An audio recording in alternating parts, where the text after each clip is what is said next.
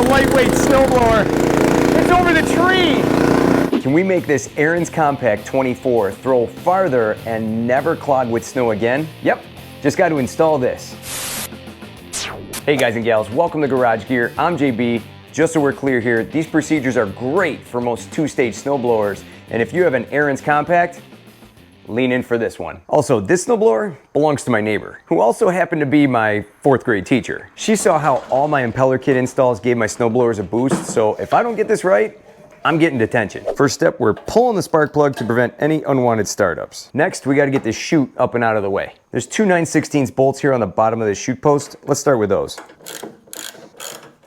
And out it comes. Now what I'm gonna do is turn the chute, straighten it out, and then from here I'm gonna lift it up, and then I should be able to just twist it and slide it right back and rest it on top of the engine. I put some towels there so nothing gets scratched. Now if we look in here, here is our impeller, and this is one of the impeller arms. You can call it an impeller blade, whatever you wanna call it. We notice that there's a gap here at the bottom between the impeller arm and the housing. Now that impeller arm is about 1/4 of an inch away, and you may think that's not really a big deal, but it actually is, because what happens is snow and ice starts to build up around the outside, and that slows down the impeller arm as it's trying to spin and eject all that snow out the chute. That's the time when your snowblower just starts to dump the snow out because it has no power, and it's all because of that buildup around the impeller housing. Now we're gonna tighten that gap up with these. These are our rubber impeller paddles. You can see that they're about 1/4 of an inch thick. They're nice and flexible, and for these cupped shaped impellers on this Ariens Compact, that's what you want. This is ideal for that. If you go any thicker, it's gonna be really hard to bend these into place. These are a bit long. We're gonna have to cut these down to fit. I'll get to that more in a second. The kit normally includes 4 impeller paddles. I have 3 here, and because the impeller on the Ariens snowblower has 3 impeller blades, we're gonna use all 3 impeller paddles here. And if your snowblower has 4 impeller arms, you could put on 4, but you could get away with just doing 2. But make sure that they're on opposite ends. Now here's the hardware to tighten everything down. And help tighten this video down with the YouTube algorithm, would you mind hitting that like button?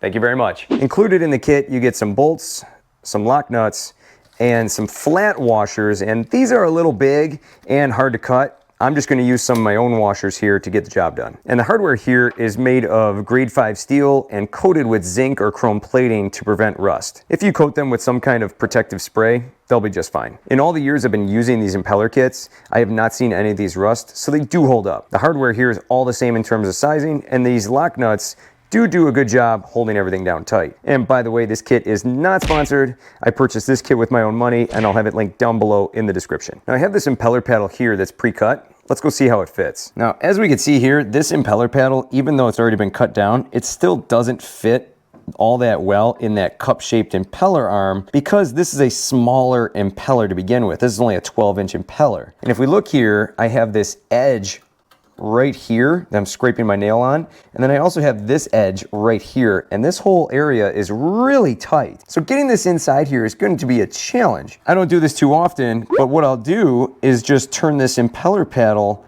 vertically, like so. I've actually done it like this before on some Craftsman snowblowers that have really small impeller arms, and this covers about 75% of that impeller arm surface. And in my experience, this works out great. Now this impeller paddle is a good length. Let's go cut 2 more to this size. I got my impeller paddles all stacked up. We're gonna take a silver Sharpie and draw a line right there. I'm gonna take my multi-tool here and cut these down to the right size. And good. Those are all the same size. We're good to go now. Thanks, Mr. Wilton. Now to get this paddle up to the wall as close as I can without it touching, I'm gonna take a dime, place it against the wall, tape it there, and then put the paddle up to it. This way, the impeller arm is not rubbing too hard against the inner surface of the impeller housing. Just gonna take a piece of electrical tape here, stick it on the middle, put it on the inner wall. Taking a look, you can kind of see the edge of it, just like so, and then push the pad up against it like this. That got us about 1 millimeter away from that wall. Now that we have this paddle in its place, we're gonna use our silver Sharpie and mark some holes. Good and good. There we go. Okay, so we got that all dotted up. Let's take a look at it. Boom, there they are. Let's start drilling. Now to get those holes drilled in there, what I have here is a step bit on the end of my drill. This is gonna get us the right size hole for those bolts. That should do. Yep, bolt fits, next hole. Perfect. Now, if you notice, I'm reaching through the front end of the snowblower to hold the impeller in place because it does kind of spin and wobble a little bit. So you want to hold that as steady as you can with one hand and then drill with the other. First impeller blade, all done. Let's throw an impeller paddle on there and see how she looks.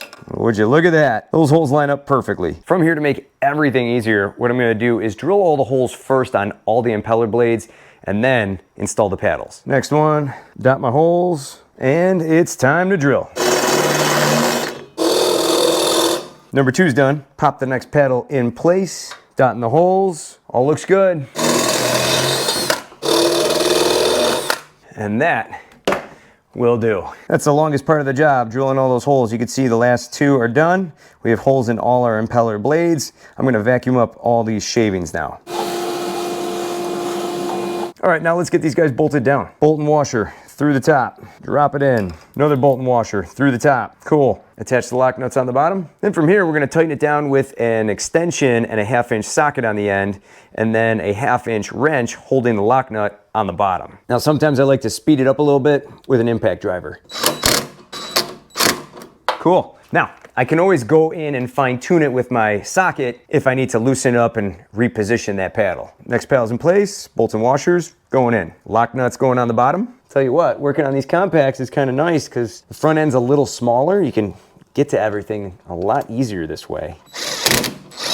Last paddle going on, bolt and washer, bolt and washer. Lock nuts on the bottom, send them home.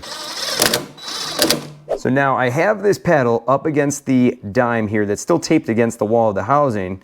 Everything's tight, and what I'm going to do is pass these paddles around to make sure that there's no friction or any sticking points where this thing doesn't want to move. What I'm really paying attention to is up here where this panel meets the new paddle. Nothing there, passed right under and through. No friction there. That's good. Coming around, and good. Clearing everything just the way it should. I've now gave this a few rotations and our dime is now free to come off. All right, all the bolts are now tight. I'm going to reassemble this thing. We're gonna slide our chute back out, twist it down, pop it right back into place. We're gonna re-bolt our post. And don't forget to reconnect the spark plug. Down she goes. That impeller kit is now locked in. All the bolts are tight, so if you're ready, I'm ready. Let's go fire it up. All right, let's give these augers a spin here. I'm gonna let it out nice and easy. Boom. I'll tell you what, this compact wants to rip. Tighten that down. Woo, she's going now. I see only one black racing stripe inside there. It wasn't making really tight contact, so that's a good thing. We don't want it grinding against anything too hard. This looks perfect. Getting a great blast of air out of there. Now, when you do your first initial run with an impeller kit installed, you might hear a little bit of friction going on. That's going to be from the pads wearing into the walls of the impeller housing.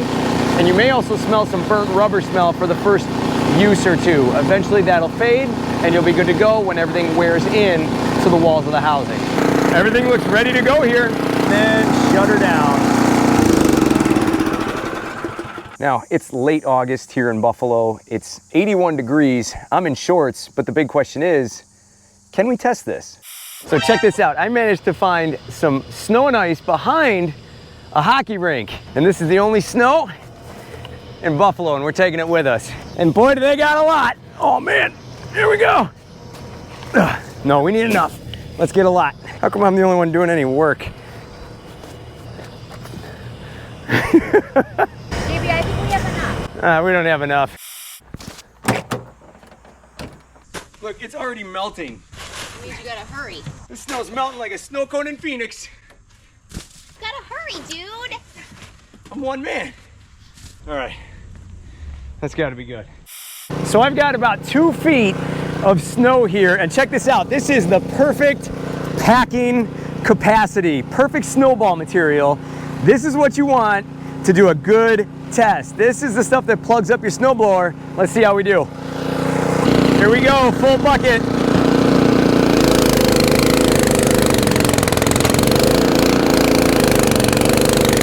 It ain't clogging, but it wants it. The heavy stuff. I gotta take some smaller bites. Not bad for an Ariens compact. Check that out. Bombing it.